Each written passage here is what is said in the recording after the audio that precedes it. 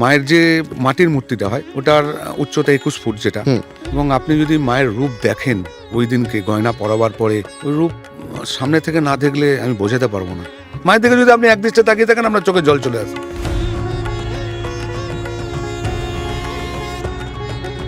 আমরা বহু কাহিনী শুনেছি, যেমন দেখুন এই কাঠামো পুজো যখন যে বাড়ির পাশে কাঠামোটা রাখা থাকতো গভীর রাতে নাকি একটা ছমছম আওয়াজ হতো, এবং এরকম দেখাও গেছে ওইখান থেকে একজন মহিলা লাল কাপড় পরে গঙ্গার ধারে চলে যাচ্ছে। আমি একটা কথা বরাবরই বলি, সবাইকে বলি, যে আমার মায়ের কান খোলা, আমার মা জ্যান্ত, এবং আপনি যদি মন দিয়ে মায়ের কাছে কিছু চান পাবেন। শুধুমাত্র আবেগ, ভালোবাসা, ভক্তি, এবং মায়ের কাছে যে মনস্কামনা করছে সেটা তারা পাচ্ছে। আমাদের একটাই বিশ্বাস, ধর্ম হোক যার যার, বড় মা সবার। জয় বড় মা।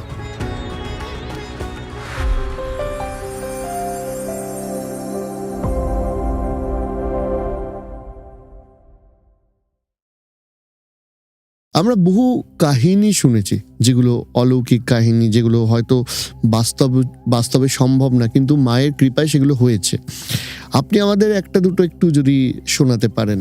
দেখুন, প্রথম বছর যখন আমি ঘট নিলাম, ঘট নেবার মানে যিনি মারা গেলেন তারপরে আমি কমিটিতে এলাম, সেক্রেটারি ঘট নেবে, বরণ করবে, এটা আমাদের রীতি। মানে আমার পরবর্তীকালে কেউ একজন তৈরি হচ্ছে যে ঘট নেবে। এবার ঘটের প্রাপ্তিটা, যার মাথায় ঘট থাকবে না, তার একটা আলাদা ওই সময় শক্তি তৈরি হয়ে যায়। এটা আমি আমার দিক থেকে উপলব্ধি করেছি। কেন, অত বড় ঘট, গঙ্গা থেকে জল নিয়ে আসা, প্রচুর ওয়েট হয়ে যায়। আমার কিন্তু যখন আমি ঘট নিয়ে আসি আমার ওরকম মনে হয় না, মাথায় কিছুই নেই মনে হয়। এবং পুজোর পর দিন থেকে আমি, আপনি যদি কোনোদিন পুজোয় আসেন দেখবেন 2:30-3টে নাগাদ আমি ওই মায়ের সামনে দাঁড়িয়ে দাঁড়িয়ে দেখি মাকে, যে মায়ের রূপ দেখছি, মায়ের কি কম আছে, মাকে কিরমভাবে করতে হবে। মায়ের দিকে তাকাতে চোখে জল চলে আসে আমারও। মায়ের দিকে যদি আপনি একদৃষ্টে তাকিয়ে থাকেন আপনার চোখে জল চলে আসবে। তা ওই বছর, তার পরের বছর আমি ওরকম দাঁড়িয়ে আছি, আমার কাছে একদম, আমি দেখি পাশে একটা ভদ্রমহিলা, একটা ভদ্রলোক খুব কান্নাকাটি করছে, চোখ দিয়ে হু হু করে জল। আমি বললাম, কি হলো, কাঁদছে না তো? বলছে, না, আমার একটা কাজ হচ্ছে না, মেট্রো রেলের কাজ আটকে আছে। বললাম, আমি একটা কথা বলছি শুনুন, আপনি মায়ের কাছে মন দিয়ে কথাটা বলুন, যাতে মায়ের কানে পৌঁছয়। আমার মায়ের কিন্তু কান দুটো খোলা, এবং আমি আপনাকে এটা বলে দিলাম, পরের বছর পুজোর আগে আপনি আমার কাছে আসবেন আবার। এবং তার পরের বছর পুজোয় ঠিক ওই জায়গাতে আমার কাছে পায়ে পড়ে নমস্কার করছে, দাদা আমার চাকরিটা হয়ে গেছে, মানে আমাকে নমস্কার করবেন না, মায়ের সামনে যা করেছে মা করেছে।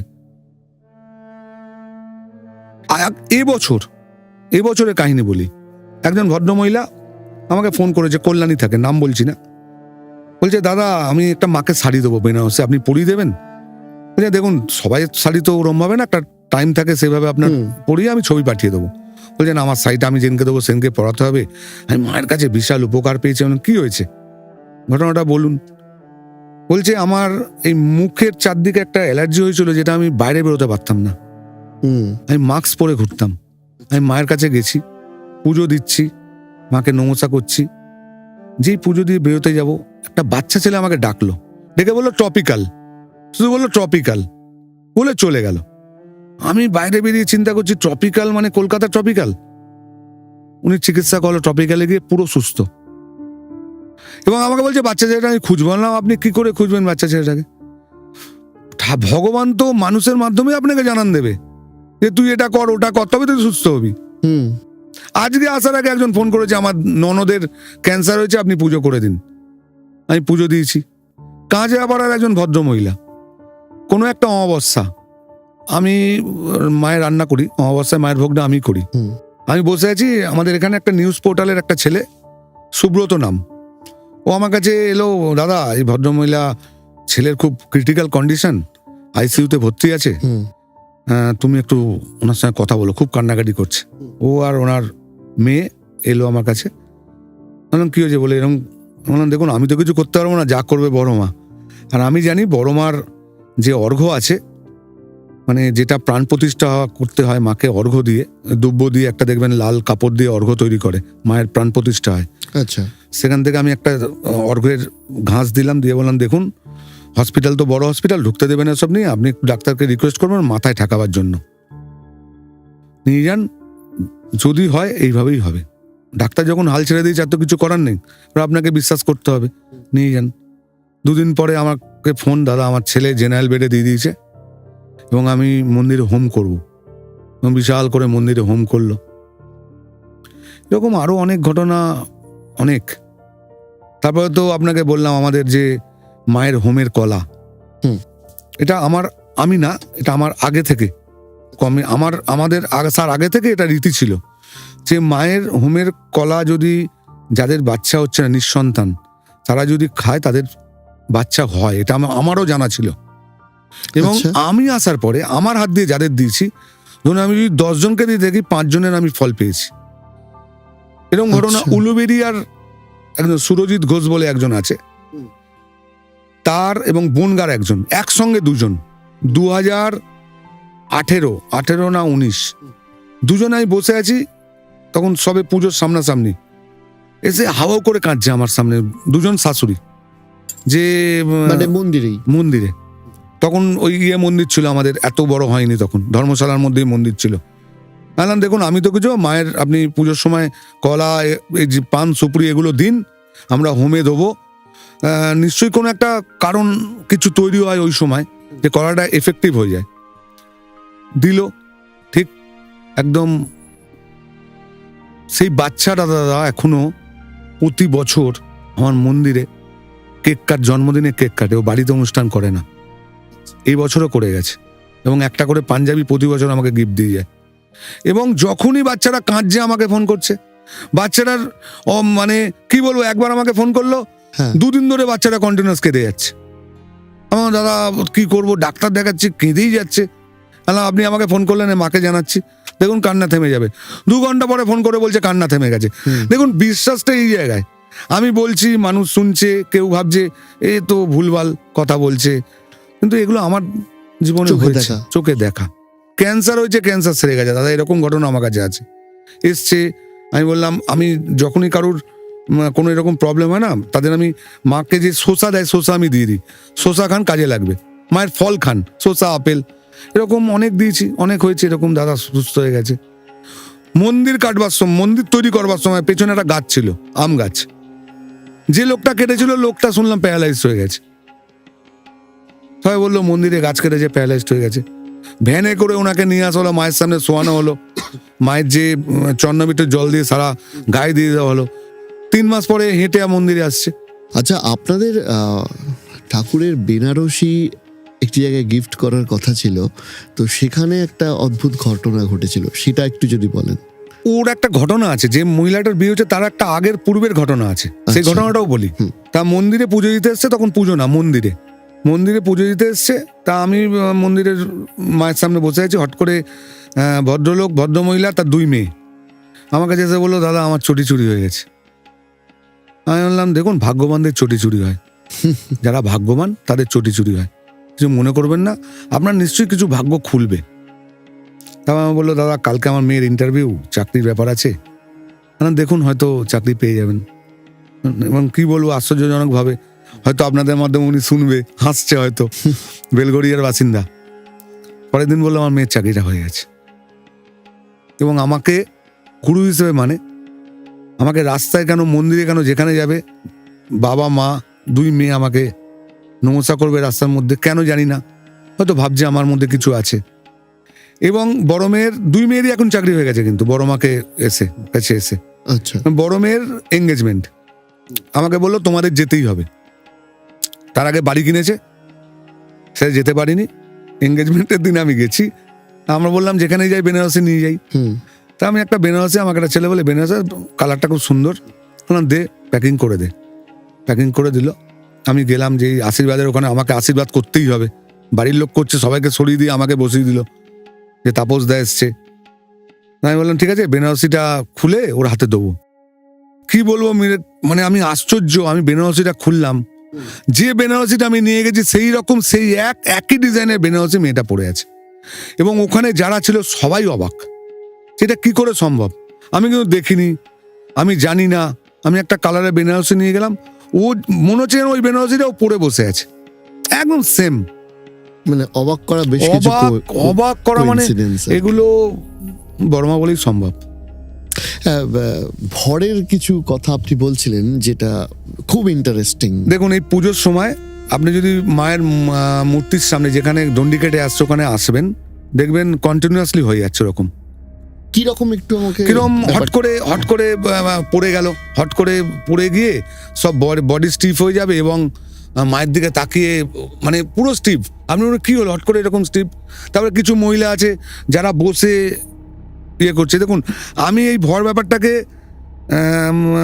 অন্যরকমভাবে দেখি, কারণ যারা উপোস করে থাকে, এটা আপনি জানবেন, যারা উপোস করে থাকে না, তাদের শরীরে জলের একটু কম ইয়ে থাকে। অতক্ষণ উপোস, ডন্ডি কাটছে, তারপরে চিন্তা করছে মাকে নিয়ে চিন্তা করছে, সেই জন্য ভর হয়। সেই জন্য আমাদের একটা ভর হলে আমাদের একটা সিস্টেম আছে আমরা যেটা করি, আচ্ছা। এবং সেটা খুব ফলপ্রসূ। মায়ের কাছে একটা ঘট রাখা থাকে, জলের ঘট। আমি আপনাকে বলবো না, আশ্চর্যজনক, ওই জল যদি ওনার মুখে দেওয়া হয় ভর কেটে যায়। আচ্ছা, ভর মানে হচ্ছে ওনার বক্তব্য, মা ওনার শরীরের মধ্যে প্রবেশ করেছে। আপনি বলবেন এটা সঠিক কি বেঠিক, আমি বলবো সঠিক কি বেঠিক নয়। ওনার চিন্তা ভাবনা যখন মাকে নিয়ে সারাক্ষণ, আমি দুদিন ধরে উপোস করছি, আগের দিন নিরামিষ খেয়েছি, পরের দিন উপোস করছি, ওর কিন্তু সারাক্ষণ চিন্তা বড় মাকে নিয়ে, কি করে বড় মার কাছে আমি দণ্ডি কেটে যাবো, পারবো কি পারবো না। এই চিন্তা ভাবনার মধ্যে থেকে না ওনার মধ্যে একখানা এই ফিলিংস চলে আসছে। এটাকে তারপরে কিছু মানুষ ওটাকে নিয়ে কুসংস্কার করে যে ভরে যা বলবে ঠিক। এগুলো আমি ঠিক মানি না। কিন্তু মায়ের একটা ব্যাপার আছে। যেমন দেখুন, এই কাঠামো পুজো যখন হয়, কাঠামোটা যখন আনা হয় না, আগে আমার জানা ছিল, আমার কাছে আমি পেয়েছি এরকম খবর, যে বাড়ির পাশে কাঠামোটা রাখা থাকতো, গভীর রাতে নাকি একটা ছমছম আওয়াজ হতো, নুপুরের আওয়াজ। এবং এরকম দেখাও গেছে গঙ্গা থেকে, মানে ওইখান থেকে একজন মহিলা লাল কাপড় পরে গঙ্গার ধারে চলে যাচ্ছে কাঠামো থেকে। মানে আমরা এই জন্য বলি, লক্ষ্মী পুজোর যেদিনকে কাঠামো পুজো হলো, মা নৈহাটিতে এসে গেছে না, আমরা আচ্ছা। তবে থেকেই মায়ের আরাধনা শুরু করে দিই। এবং ওই দিন থেকে আমাদের একদম আলাদা সিস্টেমটাই আলাদা হয়ে যায়। এবং ব্যাপারটা হচ্ছে, আমাদের বড় মা, আমি আগেই বলছি, জাগ্রত। এবং আপনি যদি মন দিয়ে মায়ের কাছে কিছু চান, পাবেন। এটা একদম আমার কাছে, মানে বহু মানুষ মানত করেছে বা আমরা শুনেছি। আজকে মায়ের যা গয়না, বাবার যা গয়না, বা যা বাইরে কনস্ট্রাকশন হচ্ছে, যা দান করছি, যা করোনার সময় করেছি, সব মায়ের পয়সায়, কেউ নিজের পকেট থেকে দেয়নি। আপনারা তো বোধহয় একটি রাজস্থান থেকে কোষ্টি পাথরের হ্যাঁ, মূর্তি ওটা এনেছেন আমাদের মন্দিরে। ওটা ছোট মূর্তি। সেটা একটু আমাদের একটু দর্শকদের জন্য যদি একটু ডিটেলসটা বলেন। দেখুন, 2012 সালে আমি এই পুজোর দায়িত্বে, মানে আমি না, আমাদের যে ছেলেপিলেরা আছে তাদের দায়িত্ব পেয়েছিলাম। সেই দায়িত্ব পাওয়ার কাহিনীটাও একটু অন্যরকম। না, আমি এই পুজোর সঙ্গে সেরকমভাবে জড়িত ছিলাম না। থাকতাম ওইখানে, আড্ডা মারতাম, থাকতাম। ওখানে একটা ধর্মশালা ছিল, সেখানে আমরা আড্ডা মারতাম, পুজোয় থাকতাম। ওই কমিটির সেক্রেটারি যে ছিলেন অমলেশ চক্রবর্তী, উনি মারা গেছেন, স্বর্গীয়। তো উনি আমাকে বললো, আমি যখন ব্রাহ্মণ ঘরের ছেলে, আমাকে বললো, দেখ, ব্রাহ্মণ ছেলে তো পাওয়া যায় না, তুই একটু আমাদের সঙ্গে কাজ কর, ভোগ টোগ এনে দে। সেই সূত্রে আমি 2011-এ 10 থেকে ঢুকলাম, মায়ের কাছে কাজ টাজ করতাম।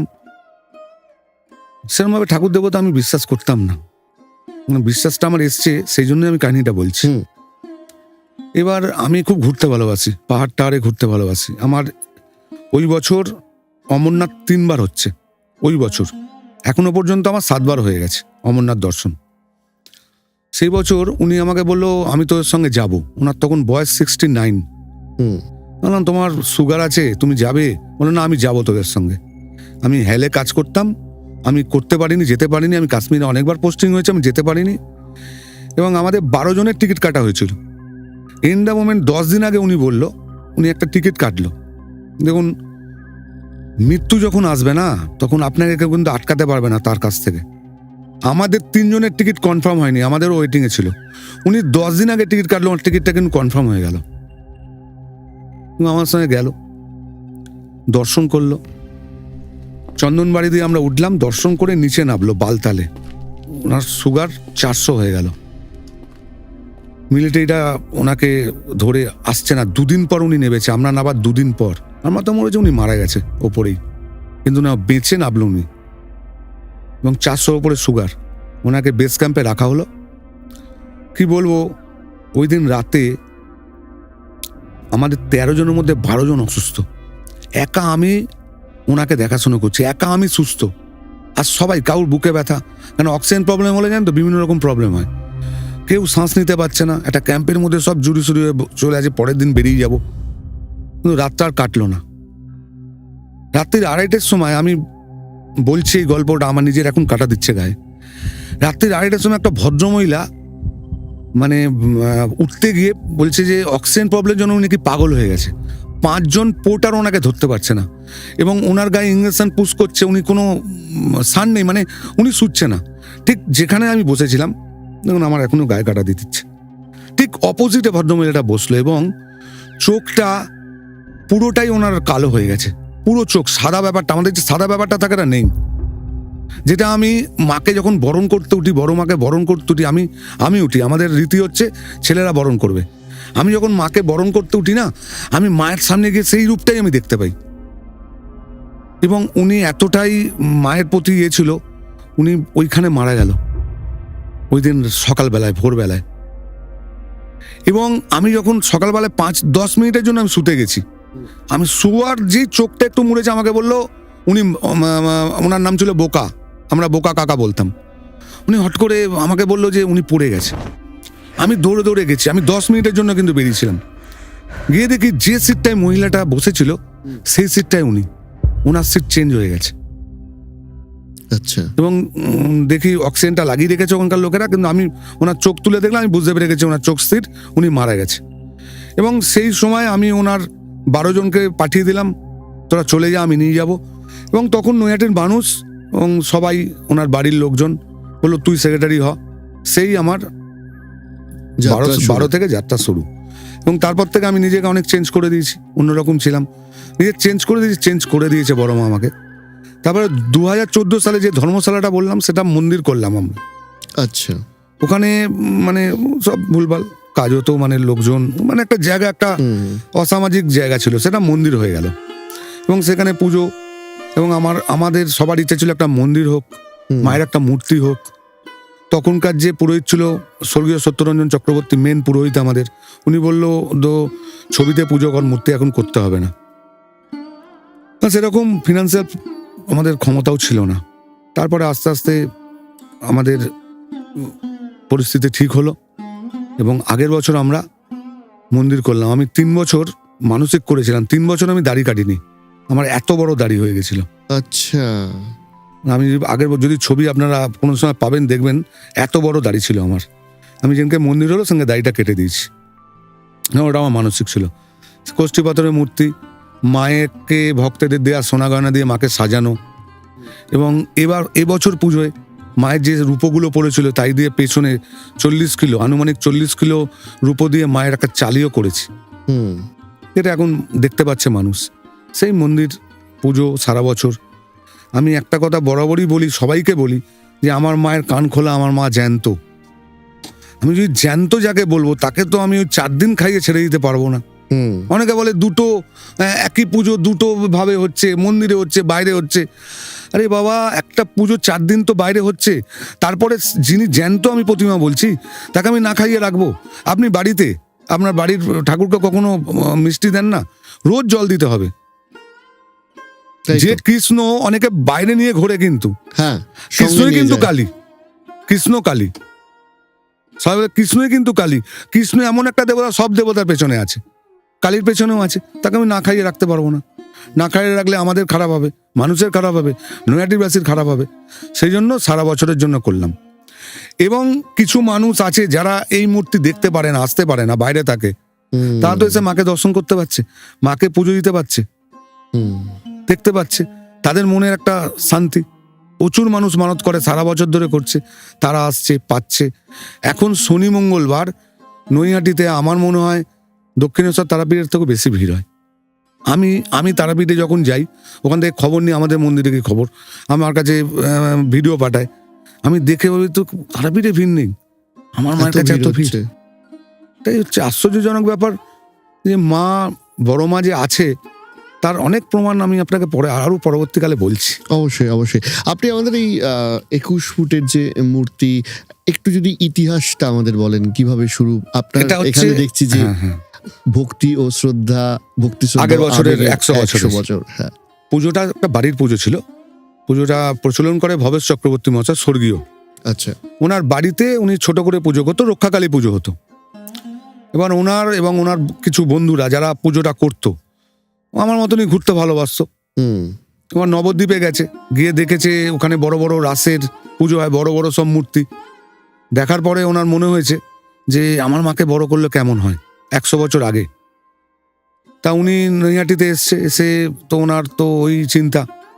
তারপর উনি ওই 21 ফুট, আমাদের মানুষের হাতে 14 হাত, উনি মূর্তি তৈরি করলেন। আচ্ছা। এবং ওনার বন্ধুরা কেউ মাকে কিছু গয়না দিল, ছোট তখন আরম্ভ হলো, দিয়ে পুজো শুরু হলো। এই পুজোটা 100-র আরো পুরনো, কেন পুজোটা ছোট পুজোটা আরো হতো, আরো আগে থেকে আরম্ভ হয়েছে। 100 বছর হয়েছে, 101 বছর হয়েছে বড় মূর্তিটা। এবার সেইভাবে পুজো চালু, এবং মানুষ আসছে, মানুষ মানত করছে, পাচ্ছে। আস্তে আস্তে আস্তে আস্তে একটা জায়গা তৈরি হলো। আগে পুজো হতো 4 দিনের, 3 দিনের, 5 দিনের। সেখান থেকে 2012 সালের পরে, 2014 সালের পরে মন্দির হয়ে গেল। এটা পুরোটাই বাড়ির পুজো ছিল। আস্তে আস্তে 2012 সালের পরে এটা সার্বজনীন হয়ে গেল, মানে মানুষের হয়ে গেল, নৈহাটির মানুষের। এবং আবেগটা এমনই জায়গায় পৌঁছে গেল, মানুষ আর বড় কালীর উচ্চারণ করতে, এটা আবেগের জায়গা। মায়ের কাছে যা চাইছি পাচ্ছি, তাই বড় মা বলি। সবাই মিলে বড় মা বলা শুরু করলো, বড় মা হয়ে গেল। এবার মানুষই করলো, সবকিছু মানুষ করছে, কিন্তু আমরা সঙ্গে আছি। আমিও যেমন সঙ্গে আছি, আমাদের কমিটিও সঙ্গে আছে, কিন্তু যা করছে মানুষ করছে। আজকে মন্দির, আজকে মায়ের মূর্তি রাজস্থান থেকে মূর্তিকার এলো, কোথায় করবো, নৈহাটির একটা জায়গা পেয়ে গেলাম, যে কোথাও দূরে যেতে হলো না, নৈহাটিতেই তৈরি হয়, আমরাই জানতাম না মূর্তি। আচ্ছা। দেখুন, নৈহাটিতে তৈরি হয়, আমরা জানতাম না, ওই সময় জেনে গেলাম। একজন এসে বললো মূর্তি দিয়ে দেবো। আমেরিকা থেকে একজন মূর্তির খরচা পাঠালো, ওই দিনকার ভোগের খরচা পাঠাচ্ছে আমেরিকা থেকে। এইগুলো ফেসবুক কিছু প্রচার আপনাদের মাধ্যমে আছে, কিছু ফেসবুক প্রচার আছে, কিছু আপনাদের প্রচার আছে, কিছু ইউটিউবার, ব্লগার, সবাই কিন্তু বড় মাকে নিয়ে প্রচার করছে। বড় মার, দেখুন আমাদের কথা হচ্ছে মাকে সামনে রেখে আমরা সেবা করব। মাকে সামনে রেখে মায়ের অ্যাকাউন্ট ভরবো না, মায়ের সেবা করব। সেজন্য আমাদের অনেক কাজ আছে, আমরা অনেক সামাজিক কাজ করি, এগুলো আস্তে আস্তে আস্তে সব বলবো আমি আপনাদের। কিরকম সামাজিক কাজ? যেমন সামাজিক কাজ, ধরুন পুজোর পরে মায়ের যে শাড়িগুলো আমরা পাচ্ছি, সব দান করে দিই। আচ্ছা। গরিব মানুষ, বড়লোক মানুষ, কোনো ভেদাভেদ নেই। যদি বড়লোক মানুষ লাইনে দাঁড়ায়, সেও বস্ত্রের কুপন পাবে। গরিব মানুষ যে লাইনে দাঁড়াবে, সেও বস্ত্রের কুপন পাবে। যে বেনারসি, কয়েক হাজার বেনারসি পড়ছে, আগে তো পুজোয় 10টা 20টা বেনারসি পড়তো, এখন কয়েক হাজার সারা বছর ধরে বেনারসি। কি করবো বেনারসি? মন্দিরে বিয়ে হয়, যারা বিয়ে হচ্ছে তাদের দিচ্ছি। যারা আমাদের অ্যাপ্লাই করছে, গরিব মেয়েরা, বড়লোক, কোটিপতি, সবাই নিচ্ছে যে একটা শাড়ি দাও আমার মেয়ের বিয়ে, তাকে শাড়ি দেওয়া হচ্ছে। আমাদের বহু লোক আমন্ত্রণ করে, তাদেরকে আমার উপহার সহিত ওই মায়ের শাড়ি, বেনারসি। এইভাবে আমরা শাড়িটাকে দিলাম। করোনার সময় একমাত্র একটা মন্দির, নৈহাটির বড় মা, 6 মাস ধরে প্রত্যেক দিন 6 থেকে 7 হাজার লোকের বাড়িতে খাবার পৌঁছে দিয়েছি, বাড়িতে গিয়ে। এই কারণে আমাদের একটা ছেলে ওই সময় মারাও গেছে, আমাদের নিজেদের ছেলে। তাও কিন্তু আমরা থেমে যাইনি। আমারও ওই সময় করোনা হয়েছিল, তাও কিন্তু আমরা থেমে যাইনি, তাও আমরা দিয়ে গেছি।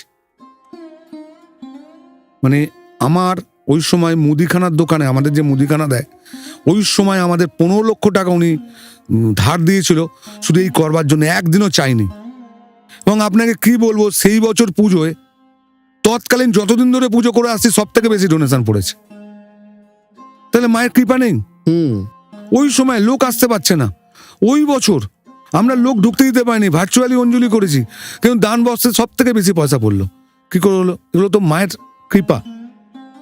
একটা ঘটনা বলি, বর্ধমানের এক ভদ্রমহিলা করোনার সময় আমাকে ফোন করে বলছে, দাদা আমার বাবা কাকিনাড়া থাকে, বাবা মা না খেতে পেয়ে মারা যাবে, আমি যেতে পারছি না, ট্রেন বন্ধ, আমি ঠিকানা দিচ্ছি, আপনারা যোগাযোগ করুন। আমার ছেলেরা যেত গাড়ি নিয়ে, ওনার কাছে গেল, গিয়ে দিয়ে দিল প্রতিদিন খাবার। আর প্রতিদিনই ও বলতো তোমরা কিছু নিয়ে যাও, না আমাদের তো পয়সা নেওয়ার ব্যাপার নেই, আমরা সব ফ্রিতে। করোনা চলে গেল, পুজোর সময় দেখি একজন বয়স্ক ভদ্রমহিলা আর ভদ্রলোক এসছে আমার সঙ্গে দেখা করবে, এলো, তাও হ্যাঁ আপনি আমাদের বাঁচিয়েছেন, নিন একটা মাটির ঘট, কি আছে, প্রত্যেকদিন পয়সা ফেলেছি, আপনারা খাবার দিয়েছেন, আমি প্রত্যেকদিন পয়সা ফেলেছি। তাহলে মানুষের ব্যাপার এটা চিন্তা করতে হবে, ভক্তিটা কোন কোন জায়গায়, যে আর বড় মাকে সামনে রেখে আমরা যে যে কাজগুলো করি, আপনাদের চ্যানেলের মাধ্যমে সবাইকে বলছি প্রত্যেকটা মন্দির কমিটির এটা করা উচিত। তাহলে কিন্তু এত দরিদ্রতা থাকবে না, প্রত্যেকদিন এত খাবারের অনটন হবে না। প্রত্যেক জায়গায় যদি এরকম করে দেয় না, প্রত্যেক মন্দির যদি মনে করে আমরা এগুলো করব, তাহলে প্রচুর মানুষ পেট ভরে থাকতে পারে। আর আপনি জানেন, পেট যার ভরে থাকবে তার সব ঠিক, আগে অন্ন, এটা বিবেকানন্দ বলে গেছে, অন্ন সেবাই পরম সেবা, ওর থেকে কোনো সেবা, ওটাই সব। এছাড়া গঙ্গাসাগরে প্রোগ্রাম হয়, ওখানে আমাদের ক্যাম্প হয়। আচ্ছা, ওই যে কদিন থাকে প্রত্যেক দিন আমরা সারাক্ষণ চা খাওয়াই, দুপুরের খাবার খাওয়াই, রাতের খাবার খাওয়াই যারাই আমাদের ক্যাম্পে আসবে। এবং মোস্ট প্রবাবলি আমরা যা প্রশাসনিক লোকদের যারা ওখানে খাটছে সারাদিন ধরে, কারণ গঙ্গাসাগরে একটা ব্যাপার আছে, ওখানে প্রশাসনিক জায়গায় সব আমিষ রান্না হয়, ওরা চায় একটু নিরামিষ খাবার, সব বড়মার ক্যাম্পে আসবে, যত পুলিশ প্রশাসনিক লোক আমাদের ক্যাম্পে এসে খেয়ে যায়। আমরা সাদরে আমন্ত্রণ, ওনারা আসুক, সারাক্ষণ খাটছে আমাদের ওখানে খায়। আপনাদের ফিউচার কিছু প্ল্যান আছে এর পরবর্তীকালে? ফিউচার প্ল্যান হচ্ছে, দেখুন ব্যাপারটা হচ্ছে এখন এটা তো মানুষই করে দেবে, মানুষের মাহাত্ম্য, মানুষ যত বেশি আসবে, যত ধার্মিক লোক, ভালো লোক মন্দিরের সঙ্গে যুক্ত হবে, আসবে, তাদের কিছু ধর্মীয় লোক, যেমন গঙ্গার সময়, সাগরের সময় বা আমাদের গাজন অনুষ্ঠানের সময় প্রচুর সন্ন্যাসী আসে, তারা যতক্ষণ না আসবে, তাদের পায়ের ধুলো যতক্ষণ না মন্দিরের চারপাশে পড়বে, ততক্ষণ এটা পবিত্র মাটি হবে না। পবিত্র মাটি তখনই হবে এসব সৎ এবং এরকম ধার্মিক এরকম লোক যখন মন্দিরে আসবে, মন্দিরে আসা শুরু করবে, তারা মাকে দর্শন করবে, মায়ের কাছে আসবে, মায়ের কাছে থাকবে, তখনই জায়গাটা পবিত্র হবে। এবং যত মানুষ আসবে তত জায়গা পবিত্র হবে। শুধুমাত্র চাওয়া পাওয়ার ব্যাপার না, মানুষের আশা, প্রত্যেকটা মানুষ একটা কিছু চিন্তা ভক্তি নিয়ে মায়ের কাছে আসছে। এই যে লক্ষ লক্ষ লোক মানুষের আমার মায়ের কাছে আসছে, পুজোর সময় আসছে, সারা বছর আসছে। নৈহাটির মাটি এখন শুদ্ধ হয়ে গেছে, নৈহাটির ধুলোতে এখন ধর্মীয় গন্ধ পাবেন। আপনি অরবিন্দরে ঢুকবেন, এখন এক গন্ধ আপনার নাকে আসবে, পুজোর সময় আসবেন, একটা গন্ধ আপনার নাকে আসবে, না এখানে একটা ধর্মীয়। এটা তো আমি বুঝবো না, যারা অরিজিনালি সাধক তারা কিন্তু বুঝতে পারবে এখানে একটা কিছু একজন কারোর একটা বাসস্থান আছে যেখানে আমাকে যেতে হবে। কেন রামকৃষ্ণ মিশন থেকে প্রচুর আসে, ওনাদের মহারাজ, সব জায়গা থেকে মহারাজরাই আসে আমাদের কাছে। এবং আমাদের কল্যাণীতে একটা রামকৃষ্ণ মিশন আছে, ওনার বয়স 80-র ওপরে হবে। আগের বছর 5 দিন সকালবেলায় ভোর 3:30-র সময় আরতি করেছে। নিশ্চয়ই উনি পেয়েছে কিছু দেখেছে। আমি কি বলবো, আমার তো কিছু বলার নেই। উনি এসে দেখেছে, মায়ের রূপ দেখে, মাকে দেখে ওনার মনে হয়েছে যে মঙ্গল আরতি করি আমি। 5 দিন ধরে ওই বয়সে ভোরবেলায় চান করে আরতি করছে। এই যে বড়মার এত বড় একটি পুজো, কয়েক লক্ষ লক্ষ মানুষ আসেন, আপনারা কিভাবে প্রিপারেশন নেন এবং কি কি উদ্যোগ থাকে আপনাদের পক্ষ থেকে? দেখুন, আমাদের 300 থেকে 400 সদস্য থাকে, যাদের কার্ড থাকে, আই কার্ড থাকে। এবং পুলিশ প্রশাসন, নৈহাটির পৌর প্রশাসন পুরোপুরিভাবে বড়মার পুজোকে নিয়ে ওরা ব্যস্ত। কিভাবে নৈহাটির বড়মাকে দেখবে, এবং কি রেল স্টেশন ওনারাও আমাদের সঙ্গে মিটিং করে পুজোর আগে। আচ্ছা। এবং সিপি পর্যন্ত আমাদের মন্দিরে এসছে, এর মধ্যে এসে দেখছে কিভাবে মানুষকে অঞ্জলি করানো যাবে। ওনার বক্তব্য হচ্ছে রীতি মেনে আপনারা পুজো করবেন, কোনো রকম আপনাদের রীতি যেন কোনো ভঙ্গ না হয়, এবং যেন একটা লোকও না বলতে পারে আপনি অঞ্জলি দিতে পারেননি। মানে অঞ্জলি এমন একটা সময় হয় রাত্রির 1টা, সেখানে 1 লক্ষ লোকের ওপরে অঞ্জলি দিচ্ছে, এবং সেটা ডিভাইডেড করে ভেঙে ভেঙে অঞ্জলি করানো হয়। সে সময় পুলিশের প্রচুর দায়িত্ব থাকে, আমাদের ছেলেদেরও দায়িত্ব থাকে। কেউ 2 দিন আগে থেকে সবাই জেগে, কেউ ঘুমোতে পারছে না, কারণ পুজো নেওয়ার একটা ব্যাপার থাকে। ধরুন 1 লক্ষ লোকের ওপরে পুজো একদিনে নেব, তার জন্য আমরা 24 তারিখ থেকে কাউন্টার খুলে দিই। কিন্তু ব্যাপারটা হচ্ছে কি, মায়ের রূপ সামনে দেখে পুজো দেওয়ার একটা আলাদা আমেজ। মাকে দেখবো, মায়ের পুজো দেবো, এটা একটা আলাদা। সেই জন্য পুজোর দিনের ভিড়টা সব থেকে বেশি হয়। আগের বছর 20,000-এর ওপরে লোক ডন্ডি কেটেছে মানে মায়ের কাছে যারা পেয়েছে বা যারা মানত করছে, গঙ্গা সামনেই আমাদের, 200 মিটারের মধ্যে গঙ্গা, 200 মিটারের মধ্যে গঙ্গা, সেখানে গিয়ে চান করবে সকালবেলায়। সকাল তো নয়, রাত্রির 2:30 থেকে দণ্ডি কাটা শুরু হয়ে যায় এবং পুজোর দিন সন্ধ্যে 6টা পর্যন্ত আপনি রাস্তা এপার ওপার হতে পারবেন না। মানুষের এতটাই ভিড় থাকে। এতটাই ভিড় থাকে, মানুষের গায়ে গায়ে লেগে যায়। মানে একজন দণ্ডি কাটছে আর একজন শুতে পারছে না, এরকম অবস্থা। শুধুমাত্র আবেগ, ভালোবাসা, ভক্তি এবং মায়ের কাছে যে মনস্কামনা করছে সেটা তারা পাচ্ছে তার জন্য। এবং আপনি যদি মায়ের রূপ দেখেন ওই দিনকে গয়না পরাবার পরে, মাকে মালা পরাবার পরে, মায়ের যে রূপ, ওই রূপ সামনে থেকে না দেখলে আমি বোঝাতে পারবো না, ওটা একটা আলাদা ইয়ে আছে। স্বাভাবিক। মোটামুটি কিরকম সংখ্যার মানুষ আসেন এবং কোথা কোথা থেকে আসেন আপনাদের কাছে? পুরো পুজোটা যদি বলি, মানে প্রথম দিন থেকে লাস্ট দিন পর্যন্ত 10 লক্ষের ওপরে লোক মোটামুটি দর্শন করে যায়। হুম। এবং নৈহাটি তো নয়, এখন সারা পৃথিবী বাইরে থেকেও লোক আসে। বাংলাদেশ থেকে প্রচুর লোক আগের বছর এসেছিল, এবছর কী হবে জানি না। এবছর তো বাংলাদেশে একটা বাজে পরিস্থিতি। এছাড়া বাইরে থেকে পুজো প্রচুর আসে।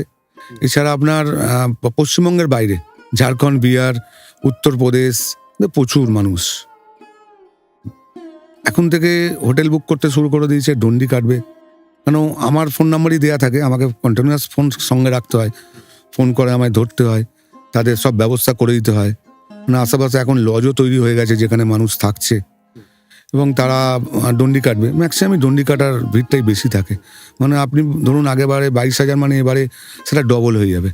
মানে আগের বছর 100 বছর ছিল, প্রচারটা প্রচুর পরিমাণে হয়েছে এবং 1 বছর মন্দির প্রতিষ্ঠা হয়েছে আমাদের। 1 বছর এই প্রতিষ্ঠায় 1 বছর ধরে মানুষ মন্দিরে আসছে, আমাদের মাকে দর্শন করছে। তারা চাইবে যে মায়ের বড় মূর্তিটা দর্শন করব। মানে প্রতিটাই প্রতিষ্ঠা করেছি আমরা। মানে মায়ের যে বাইরে পুজোটা হয়, যে মাটির মূর্তিটা হয়, ওটার উচ্চতা 21 ফুট, সেটারও গয়না সব সোনা এবং রূপো, এবং সেই ঘরটাও আমরা প্রতিষ্ঠা করি ওই দিনকার জন্য। আমাদের যে কমিটি আছে, নৈহাটি বড়কালী পূজা সমিতি ট্রাস্টের নামে উৎসর্গ হয় এবং মন্দিরে যেটা আছে সেটাও ওই নামেই হয়। মানে আমাদের কিন্তু দুটো আছে, একটা সোসাইটি আছে নৈহাটি বড়কালী পূজা সমিতি, আর একটা হচ্ছে নৈহাটি বড়কালী পূজা সমিতি ট্রাস্ট। দুটো নামে দুটো উৎসর্গ হয়। আচ্ছা আচ্ছা। আপনারা যদি একটু আপনাদের পুজোর শিডিউল বা অঞ্জলি দিতে গেলে কখন কি আসতে হবে, দর্শন করার জন্য কোনটা সুবিধাজনক সময়, একটু যদি একটু ডেসক্রাইব করে দেন। দেখুন, আমাদের পুজো 31 তারিখ রাত্রি 11টার সময়। মানুষের সুবিধার জন্য আমরা আজ থেকে, মানে 24 তারিখ থেকে আমরা পুজো নেবার কাউন্টার খুলে দিয়েছি। যেমন ধরুন, যারা শাড়ি দেবে, যারা গয়না দেবে বা আলতা সিঁদুর দিয়ে যারা পুজো দেবে মাকে, তারা এই 29 তারিখ পর্যন্ত তারা দিতে পারবে। আচ্ছা। 30 তারিখ এবং 31 তারিখ যারা ফল প্রসাদ দেবে, শাড়িও দেবে, তাদের জন্য কাউন্টার। আচ্ছা। 29 তারিখ পর্যন্ত শুধুমাত্র শাড়ি, গয়না এসব। 30 আর 31 তারিখ, 31 তারিখ হচ্ছে সব থেকে বেশি ভিড় হয়, কয়েক লক্ষ লোক পুজো দেয়। ওই দিনকে সন্দেশ, প্রসাদ, শাড়ি সবই পুজো নেওয়া হচ্ছে। এবং আমি আপনাদের মাধ্যমে বলতে চাইছি, সুষ্ঠুভাবে পুজো দিন। কয়েকশো মেম্বার আছে, স্বেচ্ছাসেবক আছে, পুলিশ আছে। কোনো অসুবিধায় পড়বেন তাদের বলবেন। সামনে ধূপকাঠি জ্বালানো হয়, প্রচুর পরিমাণে ধূপকাঠি জ্বালানো হয়। কারুর যেন কোনো অ্যাক্সিডেন্ট না হয়, কারুর যেন আগুন ধরে না, যেটা একবার আগুন ধরেছিল, আচ্ছা। সেজন্য আমি বলছি। এবং সেই মহিলা এখন খুব সুস্থ আছে, পুজোও দিয়ে গেছে কিছুদিন আগে। একটু সাবধানে করবেন, প্রচুর মানুষ দণ্ডি কাটছে, উপোস করে আছে, আমাদের মেডিকেল ক্যাম্পও থাকছে। সাবধানে থাকুন, পাশের লোকটাকে সাবধানে রাখুন। মানে আপনার পাশের লোকটাকে আপনি যদি সাবধানে রাখেন, তাহলে আপনি সাবধানে থাকতে পারবেন। রাত্রির 11টায় পুজো, সন্ধে 5টার সময় মাকে বরণ করা হবে। আগের দিন গয়না, পুরো 30 তারিখ গয়না কমপ্লিট করে দেওয়া হবে পরিয়ে, যাতে আগের দিন যারা আসবে মাকে সম্পূর্ণ দেখতে পায়, সেই ব্যবস্থা করেছি। পরের দিন সকাল থেকে মালা পরানো হবে এবং সন্ধেবেলায় 5টার সময় বরণ হয়ে গেল। রাত্রির 11টায় আমরা পুজো বসিয়ে দেবো। 31 তারিখ। 31 তারিখ, যাতে মানুষের কোনো অসুবিধা না হয়, তাড়াতাড়ি যাতে পুজোটা করে অঞ্জলি করাতে পারি। অঞ্জলিটা কতক্ষণ? 1টা থেকে অঞ্জলি শুরু করব, যতক্ষণ লোক থাকবে। আচ্ছা। অঞ্জলি সবাইকে করাবো এবং অঞ্জলি করানোর পরে দুদিক দিয়ে রাস্তা আছে, একটা ডান দিক, একটা বাঁ দিক। আপনি যারা যাবে পুজো দেখতে বা অঞ্জলি দিতে, তারা বুঝতে পারবে। এবং যারা আসবেন তারা পুলিশের সব মানে কথা শুনে যেরমভাবে অ্যারো চিহ্ন যেরমভাবে রাস্তা বলা আছে সেইভাবে আসুন, কোনো অসুবিধা হবে না। এবং ওদের দুদিকে যাবে, দুটো রাস্তায় অঞ্জলি দিয়ে বেরিয়ে যাবে, সেখানে আমরা ভোগের ব্যবস্থা রেখেছি। কারণ অঞ্জলি দেওয়ার পরে মানুষ তার উপোসটা কাটানোর জন্য ভোগের প্রয়োজন হয়, নাহলে তারা থেকেই যাবে। সঙ্গে সঙ্গে আমরা ভোগের ব্যবস্থা রেখেছি, সেখান থেকে ভোগ নিয়ে নেবে। এবং 31 তারিখ যারা সন্দেশ প্রসাদের জন্য সন্দেশ দেবে, 30 আর 31, সেই সন্দেশ প্রসাদটা পরের দিন 1 তারিখ আমরা নৈহাটি মহেন্দ্র হাই স্কুল এবং পৌরসভার গেটের সামনে থেকে এখন থেকে আমরা ব্যানার ঝুলিয়ে দিয়েছি। আচ্ছা, ওই দুটো জায়গা থেকে আমরা প্রসাদ বিতরণ করব, কারণ একটাই, যাতে ভিড়টা ডাইভার্ট হয়ে যায়, মানে আলাদা হয়ে যায়, যেন ওই রাস্তার মধ্যে ভিড় না থাকে। তা আপনাদের অনেকটা প্ল্যান করে হ্যাঁ, এগোতে চেষ্টা হচ্ছে। করছি প্ল্যান। এখন এত মানুষ হয়ে যায় না, অনেক সময় প্ল্যান ভেস্তে যায়। প্রতি বছরই তো লোক বাড়ছে। আগের বছর এরকম হয়েছিল। আমি জানি মানুষ যারা পুজো দিতে আসে, কেউ সব ভালো, সব লোক ভালো। স্বাভাবিক। তাদের যদি সঠিক নিয়ম আমি দেখাতে পারি, সে সেইভাবেই যাবে মায়ের কাছে। আমরা যদি বেঠিক হয়ে যাই তখনই প্রবলেম হয়ে যায়। তখনই বলুন। না, আমাদের সদস্য পুলিশ যদি একটু ভুল করে ফেলে, তাহলে কিন্তু পাবলিকের প্রবলেম হয়ে যাবে। কিন্তু আমরা যদি সঠিক রাস্তা দেখাই, ঠিক মাকে দর্শন করে তারা বেরিয়ে যাবে। পুজোর দিন চলে গেল, প্রসাদ হয়ে গেল। তারপরের দিন রাত্রেবেলায়, সেদিনকে 31 তারিখ, 1 তারিখ 2টোর সময় একটা পুজো হয়, সেখানেও কিছু মানুষ অঞ্জলি দিতে পারবে। পুজোর পরে ফল প্রসাদ বিতরণ হয়। যে ফলগুলো আমাদের মাকে দিচ্ছে, যারা ফল দেয়, প্রচুর পরিমাণে ফল মানে ফলের গোডাউন হয়ে যায়, আড়ত বলতে পারেন। আমরা কি করি, পুজোর পরের দিন, তার পরের দিন সব ফল নৈহাটি এবং চুচুড়ো, কল্যাণী, আমাদের আশেপাশে যত হসপিটাল আছে আচ্ছা, সব মানুষকে দিয়ে আসি। আপনি জানেন তো, একটা অসুস্থ মানুষ যখন বড় মায়ের ফল পাবে বা কোন ঠাকুরের ফল পাবে, তার মনে যে একটা শান্তি পাবে না, তাতে তো রোগ 50% কমে যায়। মানসিক শান্তি, মানসিক শান্তি যেই পাবে না, তার রোগ 50% কমে যাবে। একদম সঙ্গে আমরা একটা করে ছবি দিই মায়ের, শুভকামনা। শুভকামনায়। এটা হলো। তারপরে আমরা ভোগ ডিস্ট্রিবিউট করে দেবো। রাস্তায় মানুষ ভোগ পাচ্ছে এবং নৈহাটির প্রচুর মানুষকে আমরা ওই দিনকে প্যাকেট করে ভোগ পাঠাই। রাত্রের 9টার সময় আবার পুজো হবে, একটা আরতি। আচ্ছা, সেই সময় শীতল ভোগ হবে। প্রথম দিন থাকবে লুচি, নাড়ু, এটা 1 তরকারি। তারিখে। 1 তারিখ লুচি থাকবে, নাড়ু থাকবে, তরকারি থাকবে। আর প্রথম দিন যে 31 তারিখ যে পুজোটা হয়, সেই পুজো থাকবে পোলাও, খিচুড়ি, লুচি, সুজি, সব রকম শিবের খাবার, মায়ের খাবার, সবার খাবার। এবং টোটাল খাবার মানে 5 দিনে 5000 কিলোর ওপরে ভোগ হয়। বাপরে বাপ, কুইন্টাল ভোগ। কুইন্টাল সবই মানুষের দেওয়া। এখন থেকে চাল পড়া শুরু হয়ে গেছে, এখন থেকে ময়দা পড়া শুরু হয়ে গেছে, মানুষ দিয়ে যাচ্ছে এখন সবই থেকে। তাদের। সব মানুষের, কিচ্ছু আমাদের না। দেখুন, ব্যাপারটা হচ্ছে সঠিক পরিচালনা যদি করা যায়, প্রত্যেকটা মন্দির বড় মার মতন মন্দির হয়ে যাবে, যদি সঠিকভাবে পরিচালনা সেটাও করে। হয়তো আপনার মধ্যে দিয়ে করাচ্ছেন তিনি। হ্যাঁ, একদম। দেখুন, আমাদের নিয়ম, আমরা কেউ হাতে পয়সা নিই না। এখনো বলছি, কাউকে পাবেন না, কোনো ছেলেকে কেউ দান দিচ্ছে তার হাতে নেবে, তা সোনা গয়না হোক আর পয়সা হোক, আমাদের বক্স থাকবে, প্রণামী বক্স, সব তার মধ্যে দিয়ে যাবে। সেটা খুলবো, সব বড় মা দিয়ে দেবে। অসাধারণ। আমি আপনার মানে কথাগুলো শুনতে শুনতে নিজেই ভাবুক হয়ে যাচ্ছিলাম। এই যে ব্যাপারটা প্রচারিত হলো, এই ধর্ম যার যার, বড় মা সবার, এটা কবে থেকে? এটা আমাদের যখন আমরা মন্দির তৈরি করেছি বা যখন পুজো ধরেছি তখন থেকেই আমাদের এটা হচ্ছে আমার এক দাদা, ওনার নাম সন্তু চক্রবর্তী। উনি একটুখানি এইসব ভাষা, বাউল এসব নিয়ে থাকে। আচ্ছা, ও আমাকে বললো, তুই যখন দায়িত্ব পেয়েছিস ভাইয়া, তুই একটা কাজ কর, তোদের মন্দিরে এমন একটা সিস্টেম কর যেখানে সব ধর্মের লোকেরা আসতে পারবে। বললাম, তুমি তাহলে কিছু একটা আমাদের দাও, যেটাকে নিয়ে আমরা করি, বড় মা লেখা থাকবে নিচে। সেরকম ও তখন এটা আমাদের বলেছিল, সব ধর্মের মানুষ আসতে পারে। আমি আপনাকে বলছি না, আগের দিন একটা পোস্ট হয়েছে আমাদের, কোনো একটা মিডিয়া একটা পোস্ট করেছে যে বড় মার হোমের কলা নিয়ে পোস্ট, মিনিটে 4টে পোস্ট হয়েছে। তার এগেনস্টে কিছু নৈহাটির মানুষ, যে এত বড় মিডিয়া হাউস বড় মাকে এত প্রচার করছে, আমরা নৈহাটিতে বেরোতে পারবো না, নৈহাটির রাস্তা বন্ধ হয়ে যাবে। এটা এত প্রচারের কি দরকার আছে? সেখানে একজন মুসলিম মহিলা বলছে মায়ের প্রচার কি ওরম ভাবে, মা তো নিজেই করাচ্ছে এগুলো। একজন ভিন্নধর্মী মানে মানুষ। মহিলা আমাদের ধর্মকে সাপোর্ট Defend করছে, করছে না। আর আমার ধর্মের লোকরা সে বলছে কেন প্রচার করছো? বিবেকানন্দ চিকাগোয় গিয়ে রামকৃষ্ণের প্রচার করে এসছে, আমাদের ধর্মের প্রচার করে এসছে। এটা এটা আমি মায়ের প্রচার করব না? আমি বড় মার প্রচার করবো না? লোকে জানবে না, উপকারগুলো পাবে না, আসবে না। মন্দিরে আসলে একটা গরিব মানুষ শাড়ি পাবে না, তাহলে আমি দেবো না? আমাকে তো করতেই হবে, যেগুলো পাচ্ছে সেগুলো আমাকে দিতেই হবে। আমি তো নিয়ে রেখে দিতে পারবো না। আমি টাকা ব্যাংকেও রাখতে পারবো না কাগজ হিসেবে। হুম, আমি খরচা, আমি জানি আমি যদি 10 টাকা খরচা করি, বড় মা তার বক্সে 1 লাখ টাকা দিয়ে দেবে। একদমই তাই, আমি যদি রেখে দিই, কেউ দেবে না, একদমই খরচা না করি। আমাদের পুজোর পরে বসিয়ে খাওয়াচ্ছি, 5 টাকা দেবে, বসিয়ে খাওয়াবো দুপুরবেলায়, হুম, সেই ব্যবস্থা হয়ে গেছে। মন্দিরের লিফট হয়েছে, শুধু ওপর থেকে নিচে ভোগ নামবে। হ্যাঁ, এবারে আপনি যেটা বলেছিলেন আরো কিছু আমাদের আছে, যে বিসর্জন, হ্যাঁ, এটা খুব ভাইটাল, এটা বলা উচিত আমার আপনাদের এখানে। দেখুন, আমাদের নৈহাটিতে বড়মার পুজো শুরু হবে, সব পুজো শুরু হবে কিন্তু আচ্ছা, এটা নিয়ম। আমাদের পুজো ঠাকুরমশাই বসে আরম্ভ করবে, যত বড় বড় পুজো আছে পুজো, এবং ভাসানও। আমরা যদি ভাসান না দিই, কেউ ভাসান দেবে না। এরকম নিয়ে অনেক ঝামেলা আগে আগে হয়েছে। বড়মা ভাসান দেবো, তবেই সব ভাসান। এই জন্য 2 দিন 3 দিন 4 দিন বড়মা ভাসান যায়নি, আমরাও ভাসান দেবো না, এরকম অনেক। কিন্তু এখন অনেক সিস্টেমিক হয়েছে।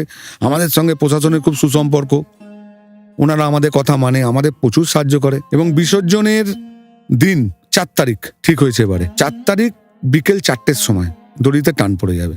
আমাদের নিয়ম হচ্ছে মাকে বরণ করব 3টে নাগাদ, মায়ের মুখে পান দেওয়া হবে। পান দিলে আর মাকে আটকানো যাবে না, মাকে ছেড়ে দিতে হবে।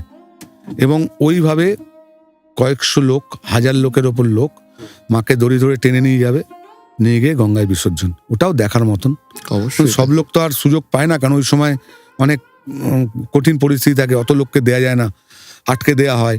আর কিছু অত মানুষের বড়- অত বড়, দেখুন অ্যাক্সিডেন্ট হয়ে যেতে পারে, সচেতন থাকতেই হবে। সব লোককে যদি সবাই যদি ঢুকে যায়, তাহলে কিন্তু আর ভাসান হবে না।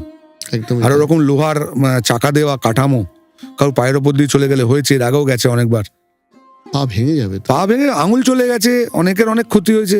মানে এটা শুধুমাত্র পুজো কমিটি হিসাবেই নেই, এখানে সামাজিক গোটা একদম। বছরের একটা হ্যাঁ, উদ্যোগ। সারা বছর, সারা মানে বছর জীবে প্রেম করে যেইজন সেইজন সেবিছে ঈশ্বর। সেবিছে ঈশ্বর। না, অসংখ্য ধন্যবাদ এতটা ব্যস্ততার মধ্যে আমাদেরকে সময় দেওয়ার জন্য। আপনারা ডেফিনেটলি বহু মানুষ আসবেন, তারা নিশ্চয়ই তাপসবাবুর থেকে আপনারা গাইড পেয়ে গেলেন যে কিভাবে আসবেন না আসবেন।